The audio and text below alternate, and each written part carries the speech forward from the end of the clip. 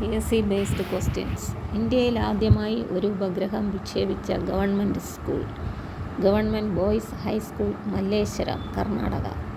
ശ്രീഹരിക്കോട്ടയിൽ നിന്നും SSLV-D2 വിക്ഷേപിച്ച് ഭ്രമണപഥത്തിലെത്തിച്ച ഉപഗ്രഹങ്ങളിൽ മലയാളികൾ ഉൾപ്പെടെയുള്ള വിദ്യാർത്ഥികൾ തയ്യാറാക്കിയ ഉപഗ്രഹം ഏത്?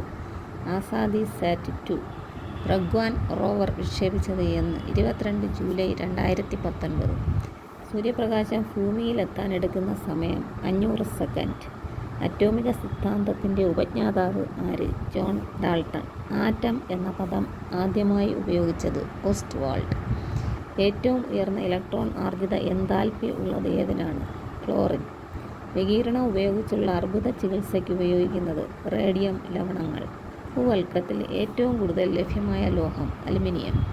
ഇലക്ട്രോണുകളെ സ്വീകരിക്കുന്ന പ്രവർത്തനം നിരോക്സീകരണം. ഓക്സിഡേഷൻ നമ്പർ കുറയുന്ന പ്രവർത്തനം റിഡോക്സ് പ്രവർത്തനം.